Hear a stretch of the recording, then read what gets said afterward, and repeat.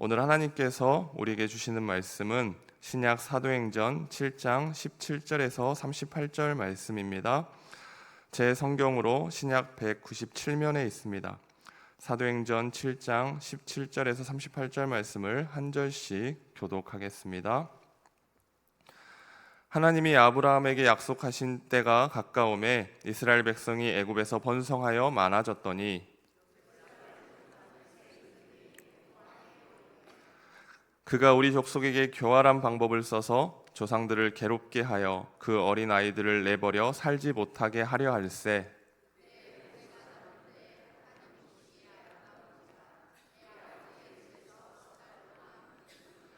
버려진 후에 바로의 딸이 그를 데려다가 자기 아들로 기르매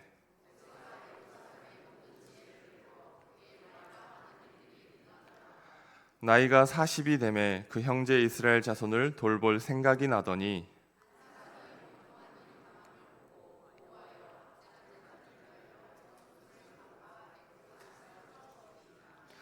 그는 그의 형제들이 하나님께서 자기의 손을 통하여 구원해 주시는 것을 깨달으리라 생각하였으나 그들이 깨닫지 못하였더라.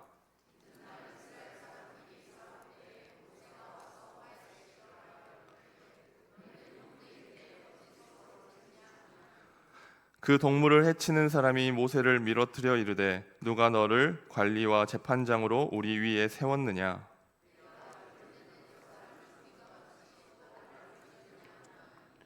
모세가 이 말 때문에 도주하여 미디안 땅에서 나그네 되어 거기서 아들 둘을 낳으니라.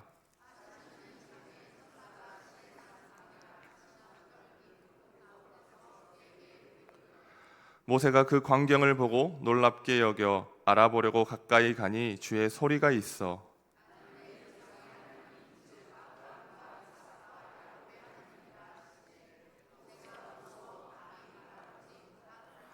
주께서 이르시되 내 발에 신을 벗으라. 내가 서 있는 곳은 거룩한 땅이니라.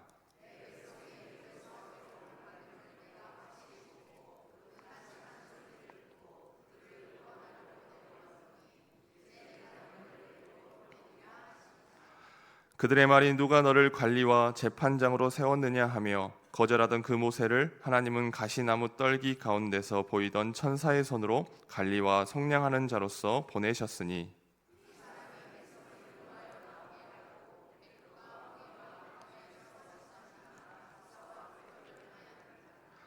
이스라엘 자손에 대하여 하나님이 너희 형제 가운데서 나와 같은 선지자를 세우리라 하던 자가 곧 이 모세라.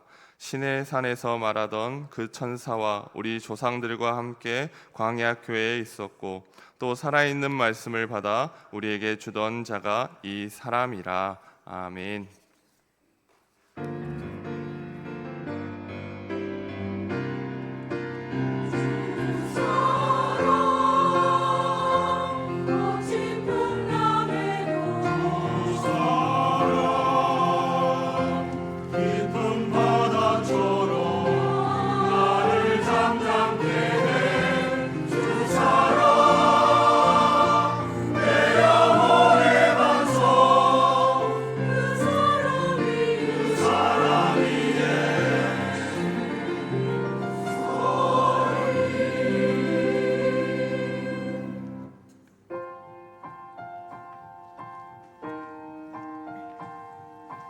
주인 삼은 모든 건 내려놓고 내 주 대신 주 앞에 나가 내가 사랑했던 모든 건 내려놓고 주님만 사랑해.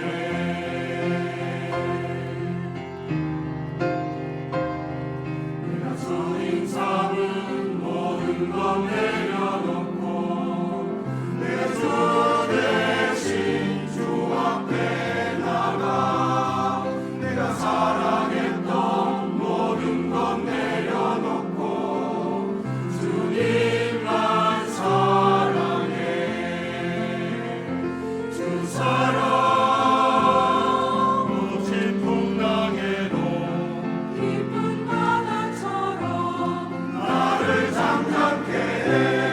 주 사랑 내 영혼을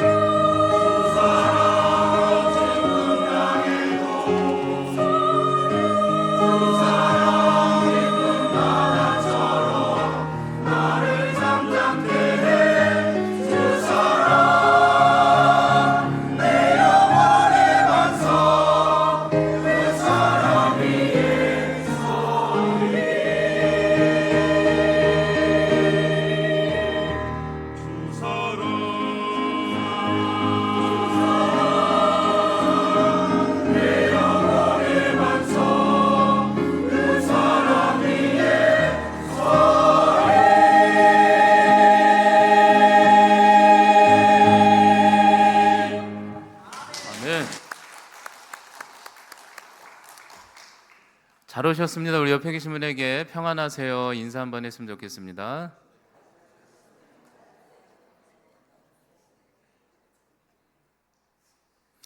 오늘은 맥주 감사절이죠. 그 절기 중에 기독교 절기 중에 오순절을 바탕으로 한 부활절, 그렇게 이제 또 지내고 사순절, 그다음에 맥주 감사절, 추수 감사절 이렇게 보냅니다. 그러니까 사실은 초대교회는 절기를 파기했어요. 사도 바울이 율법적이라고. 근데 이제 후대에 들어서 신앙생활 하니까 여러 가지 이제 문제들이 있었는데, 그게 뭐냐면 전반기에 감사, 후반기에 감사 주일을 하나 정해야 되는데 어떻게 할까 해가지고 후반기는 미국의 절기인 추수감사절로 이렇게 삼았고요. 맥주감사절은 첫 열실에서 이스라엘의 절기 중에 하나를 따서 감사, 이런 의미로 이제 잡게 돼요. 그래서 맥주감사절, 추수감사절은 전반기에 우리가 감사의 시즌 한 주를 보내자. 그다음에 이제 추수감사절은 후반기에 감사의 시즌을 보내자. 이런 식으로 한국 교회는 이게 절기가 2개 정도 이렇게 됐다고 보시면 됩니다. 늘 감사로 누리는 여러분들 되시기 바랍니다. 제가 한번 설명해 드리는 거예요. 하나님께도 인사 한번 합시다. 하나님, 우리가 여기 와 있습니다. 저에게 찾아왔어요. 준비 시작. 하나님, 우리가 여기에 와 있습니다. 저에게 찾아와 주세요. 아멘. 기도하겠습니다. 하나님, 오늘은 좋은 또 한 주간입니다. 주님 때문에 너무나도 기쁜데 이 가운데 무거운 마음을 갖고 온 우리 동성애 지체들이 있습니까? 주여, 우리가 예배 드릴 때 우리 인생의 고민, 걱정거리, 슬픔을 주님 앞에 다 맡기는 시간 되게 하여 주시옵소서. 그래야 온전히 회복하는 놀라운 시간 되게 하여 주시옵소서. 아버지 하나님, 또 교회 학교 위에 하나님 여러 가지 수련 행사들이 있습니다. 주여, 다음 세대가 주의 은혜를 누리게 하여 주시옵소서. 예수님의 이름으로 기도하옵나이다. 아멘. 공자의 책 논어죠. 논어에 보면 모두가 달고 있죠. 그 사람의 10년 시즌별로 이름을 많이 했잖아요. 40은 부로, 50은 지천명, 그렇죠. 지천명.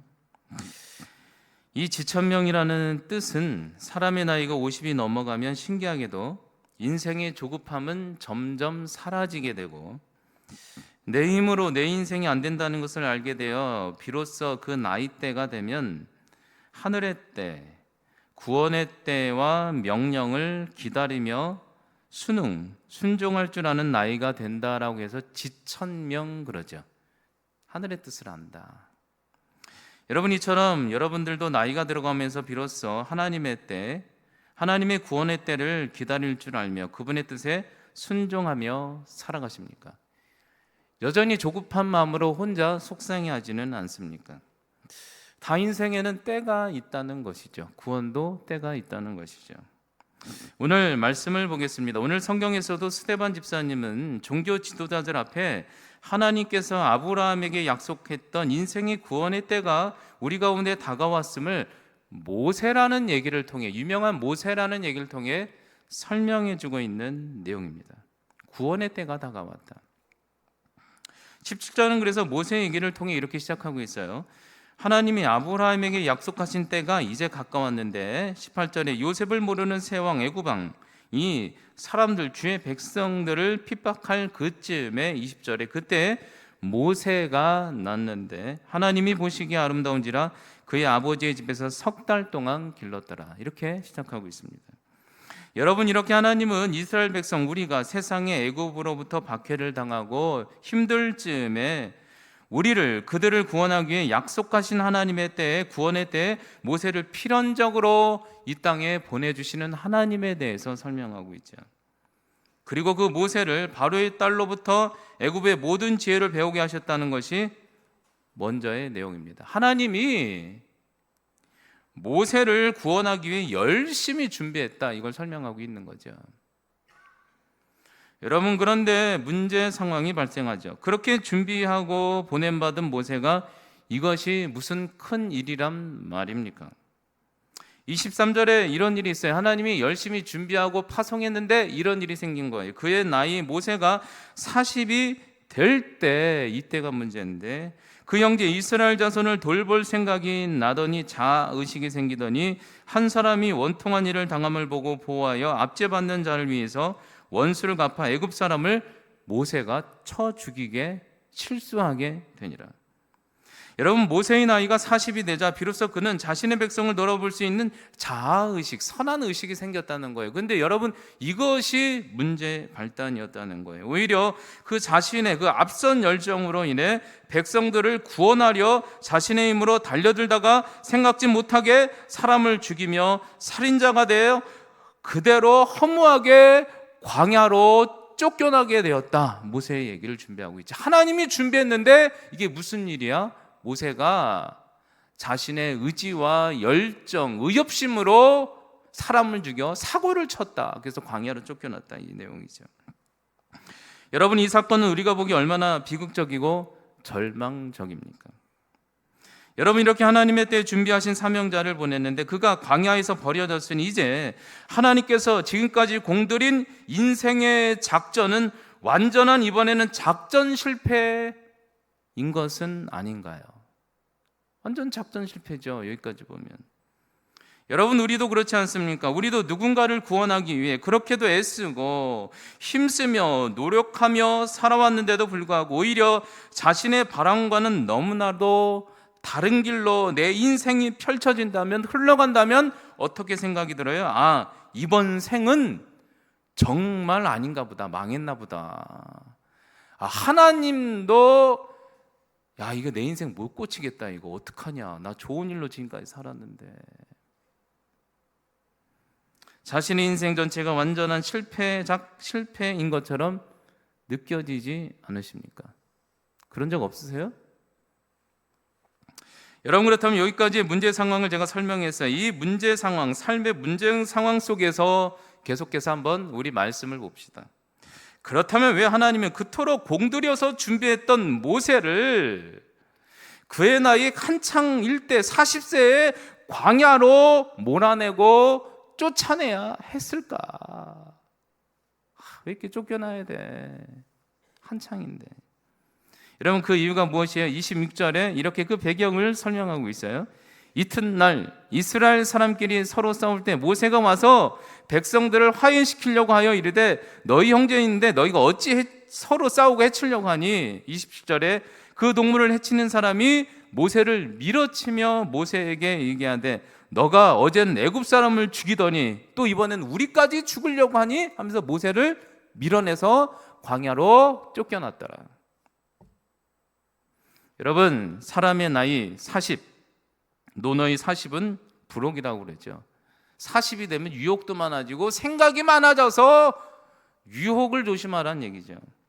여러분, 이처럼 모세도 신기하게 결국 40이란 나이가 되자 민족을 돌아보고 구원하고 싶다는 인간적인 자신의 의협심과 열망과 생각이 많아지자 자신의 열정만을 앞세우다 보니 하나님의 때, 하나님의 스케줄은 전혀 고려하지 않고 그런 게 어딨어. 자신의 방식으로 구원하려 자신의 백성들에게 달려들다 보니까 오히려 사람마저 죽이고 자신의 백성에게조차도 쫓겨나는 인생이 됐다라는 내용이죠. 모세는 결국 뭐예요? 하나님의 때를 기다리지 못하고 자신의 열정이 옳은 줄 알고 자신의 의협심이 성곽을 구별할 줄 아는 줄 알고 다가갔다가 그만 그 인생에 자신만이 아니라 모두에게 상처뿐이라는 거죠. 여러분, 우리에게도 이런 경험이 있지 않습니까? 저도 개인적으로 보면 정과 의협심과 열정이 좀 넘치는 성격입니다. 정이 많습니다. 그렇게 보이십니까? 주님의 때가 아닌데도 불구하고 상대가 전혀 요구하지 않는데도 불구하고 저의 열정만으로 주변 지인들이나 교회 성도님들, 사람들을 도와주려 달려들다가 보면 서로 서운함만 남을 때가 참 많았어요. 제가 경험해 보면 느끼는 게 많았죠. 그럴 때마다 상대로부터 들려오는 답변은 내 생각과는 다르게 언제 도와달라고 했냐고. 어느 때는 저만 이상하거나 나쁜 사람 될 때도 있고요. 허무함과 스스로 배신감을 느낄 때가 있죠. 여러분, 저는 이 성격이 뭐 저 사람에게만 있겠습니까? 식물을 키울 때도 동일하게 발현이 됩니다. 성격이. 제가 인간적인 정이 너무 넘치면 안 돼요. 정과 열정이 넘치다 보니까 식물을 누가 선물로 주면 키우다 보면 식물이 너무너무 불쌍한 거예요.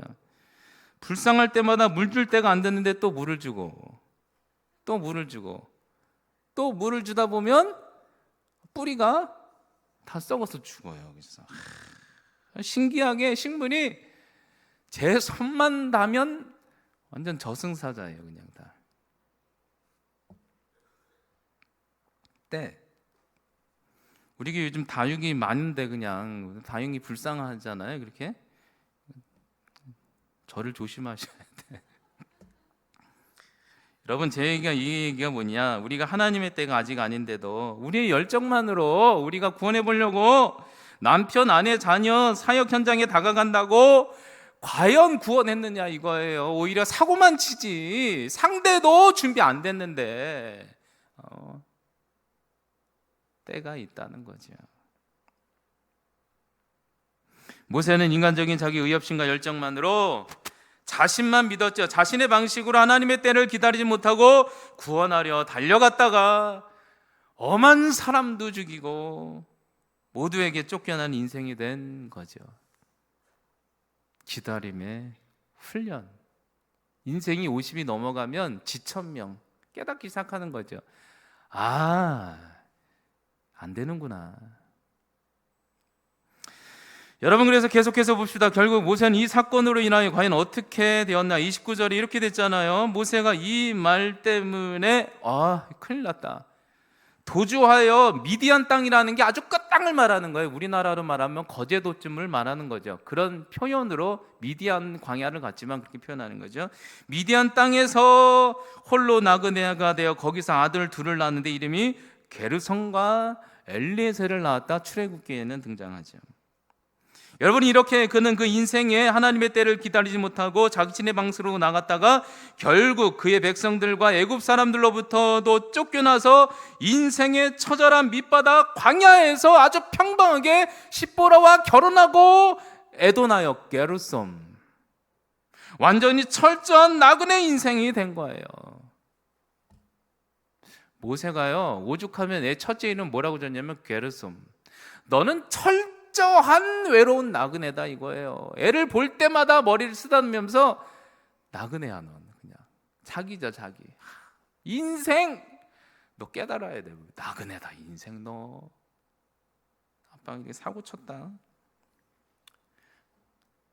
여러분, 그런데요, 한번 생각해 봅시다. 과연 이러한 모든 과정, 그래서 모세가 철저히 홀로 되는 시간, 외면당하고 모두에게 버림받고 격리되었던 이 고독의 자리가 과연 그의 인생에 우리에게 과연 부정적이기만 했던가?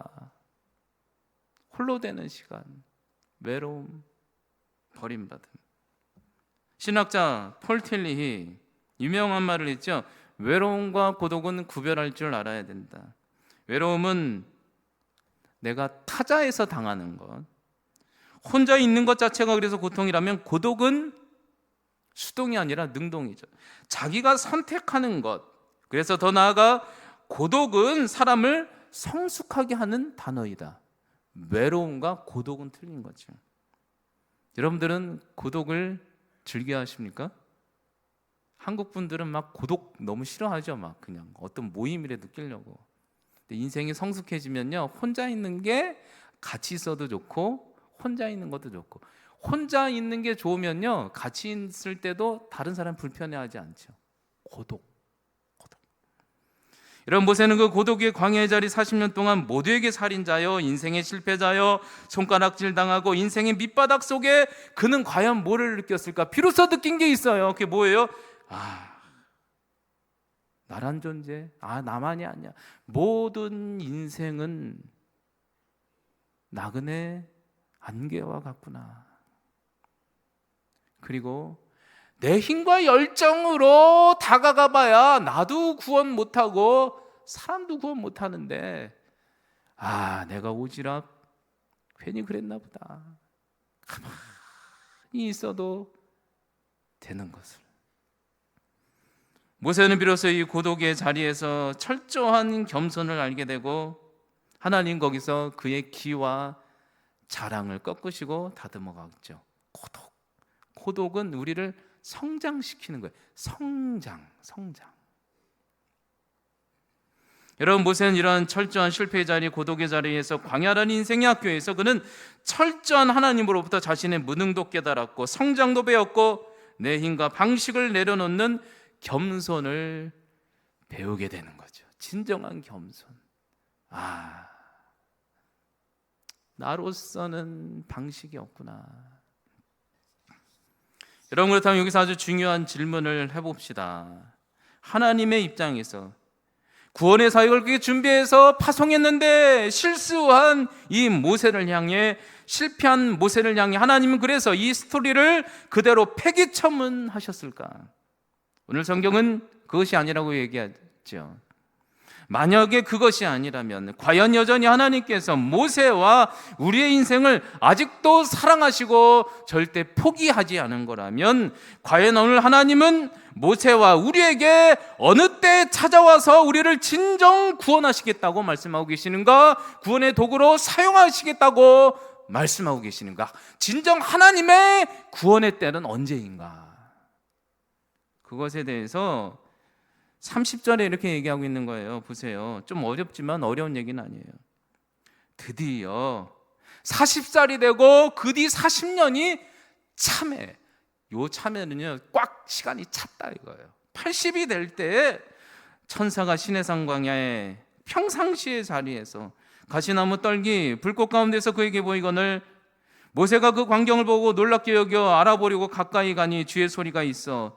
그때 소리가 나는데 나는 내 조상의 하나님 즉 아브라함의 하나님 이삭의 하나님 야곱의 하나님이라 하신데 모세가 두려워서 감히 주를 바라보지 못했다.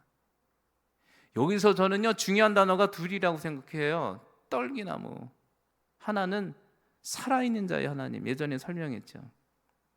여러분, 떨기나무가 뭐예요? 백향목과 반대인 아주 보잘것없는 존재. 즉 이 떨기나무는 모세를 의미하는 거예요. 이제는 떨기나무처럼 돼버린, 마른 장작과 같이 돼버린 모세, 그 백성들 완전 떨기나무인 거예요. 이제 필요도 없는. 그리고 또 그 뒤에 있는 표현 아브라함의 하나님, 이삭의 하나님, 야곱의 하나님은 시제가 당연히 과거로 표현했어야죠. 옛날의 하나님인데 현재로 표현했던 것은 이미 다 죽은 줄 알았는데, 과거의 사람인 줄 알았는데 다시 이상하게 살아난 사람들, 산자의 하나님.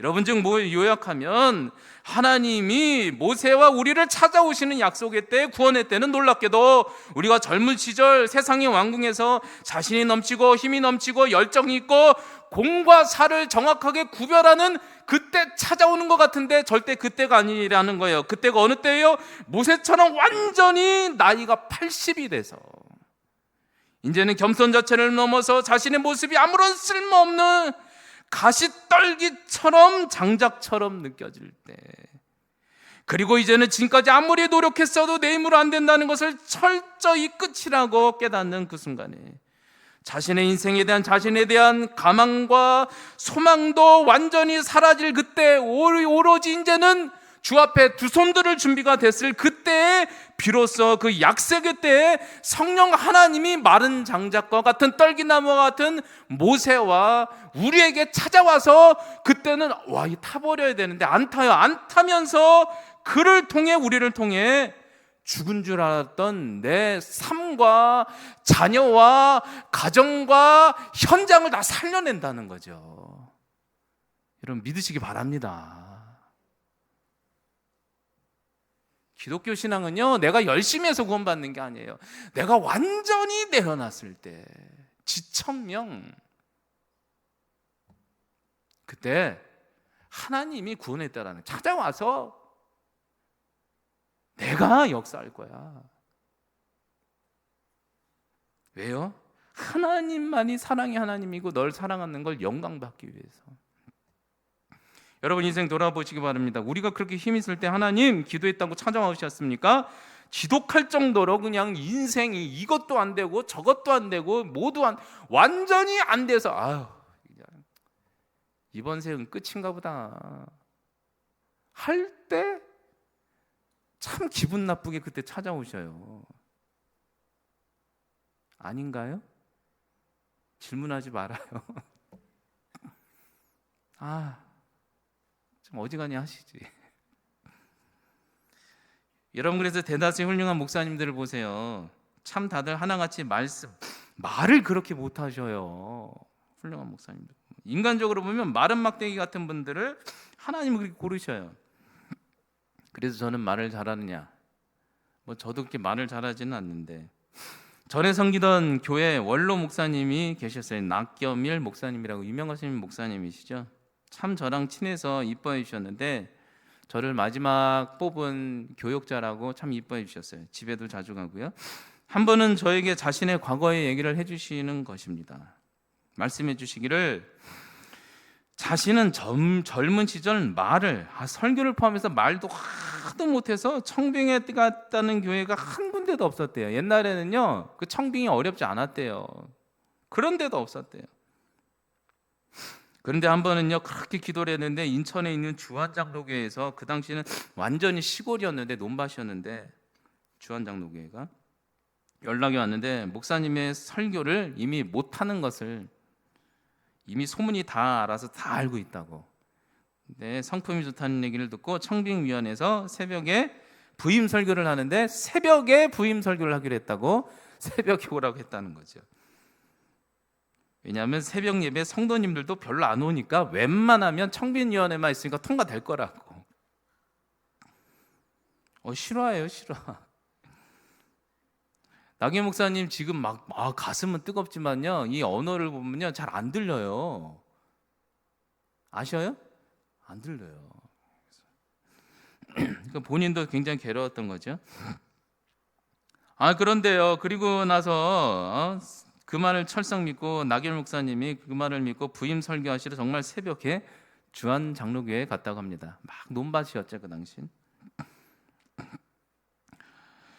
그런데 글쎄 교인들이 어디서 어떻게 그 정보를 알고 들었는지 예배당에 다 꽉 차서 차 있었다라는 거예요. 엄청 목사님 놀라셨대. 목사님이 생각한 것보다 성도님들이 너무너무 많이 와서 하도 놀래서 하도 긴장을 해서 너무 떨다 보니 설교하다가 그만 그 자리에 펄썩 쓰러졌대요 그냥. 그러자 교회 성도님들이 아니 저런 분을 새벽에 몰래 데려와가지고 교회 망하게 하려고 하냐고 몇 달간 교회 성도님끼리 서로 갈등 일고 싸우더니 교회 성도님 절반이 떠났다는 것입니다. 그때 자신의 이런 모습이 하도 초라하고 비참해서 야 이거 목회 못하는구나 이제 소문도 안 좋게 나고 하도 비참해서 야 한번 그냥 까무러치기로 그냥 죽든 살든 해보자 해가지고 40일 금식 기도를 하셨다는 거예요. 40일 금식 기도를. 근데 그 순간 성령님이 자신 같은 마른 막대기에 노임하셔서 부임할 때 그랬대요. 우리 2년 목표가 2년만 버티자. 사모님이 옆에 계셨는데 2년만 버티면 잘한 거다. 기적이 일어나면 3년까지도 버틸 수 있다. 그러셨대요. 설마 2년에 문제 생기면 1년은 버텨주겠지. 근데 목사님 그 얘기 하시는 거예요 제 앞에서. 근데 이렇게 목회를 크게 할지는 본인도 생각을 못했다고 그 얘기를 하시는 거죠. 여러분, 여러분의 삶은 어떻습니까? 자신의 삶이 이제는 인생의 바닥을 쳐서 패배감, 실패감, 겸손을 넘어 스스로조차도 이제 답이 없다고 단정지어 주십니까? 그런데 성경은 걱정하지 말라는 거죠. 그때부터라는 거예요. 그때가 바로 하나님의 약속의 때라는 거죠. 성령님이 친히 떨군나무 같이 된 저와 여러분들 삶에 찾아와서 우리를 불태워서 우리를 통해 죽은 줄만 알았던 우리의 삶과 가족도 살려내시는 하나님, 그분을 찬양하시기 바랍니다. 그렇게 일하실 줄 믿습니다. 여러분, 그런데 여기서 이 폰트에서 하나님은 모세에게 찾아와서 하나 더 요구하셨어요. 그 유명한 구절이죠. 그게 뭐예요? 33절에 주님께서 이르시되 찾아와서 80세 된 노인 모세에게 힘도 없는데 너의 반 이곳은 거룩한 곳이니 너의 발을 신을 버릇으라. 내가 서 있는 곳은 거룩한 땅이니라. 내 백성 애굽에게 괴로움 받을 때 내가 확실히 보고 그 탄식하는 소리를 듣고 너가 신을 벗으면 구원하려 너를 애굽 땅으로 그때 보낼 거다. 여러분, 하나님은 힘이 빠진 모세 80세에 찾아오셔서 모세에게 가장 먼저 요구한 게 뭐냐면 너의 자신의 그 자랑하는 신발을 벗어라. 그래야 구원의 시즌으로 다음 단계로 나갈 수 있어. 여러분, 신은 무엇을 의미합니까? 저는 신을 신으면요, 한 컬레로 최소 2, 3년, 3, 4년, 어느 때도 5년까지 오버하면 신습니다. 잘 닳지가 않아요. 밑창이 아주 그냥 까질 때까지. 그런데 신기한 것은 저희 아들은 제가 낳았는데도 불구하고 신기해요. 신발을 신으면 평균 한 4, 5개월 되면 빵꾸가 나요. 그래서 야, 이거 어떻게, 이게 나쁘다는 의미가 아니에요. 열정적으로 산다는 거죠. 그럼 제가 느끼는 게 있어요. 신발을 볼 때마다 신발은 그 사람의 과거의 성격, 태도, 삶의 방식, 비전, 방향성, 열정, 이 모든 이력이 담겨 있구나. 권리. 그래서 이스라엘 백성들은 권리를 포기할 때 신발을 넘긴다고 그러잖아요. 자신의 인생의 모든 정체성, 권리. 신발, 그 신을 벗으라는 거죠. 성경은 나와 있어요. 너의 신을 벗으래요. 신을 벗으라고 아니라 너의 신을 벗으라. 출애굽기에는. 여러분, 근데 왜 하나님 오늘 모세에게 그 귀중한 신발을 벗으라고 했을까? 그것도 뜨겁게 달궈진 인생이 무서운 광야길, 자갈길 한복판에서 신을 벗으라고 했을까? 여러분, 뜨거운 인생의 자갈길에서 내가 자랑하는 신을 한번 벗어보셨습니까? 죽을 것 같아요. 발 아프고.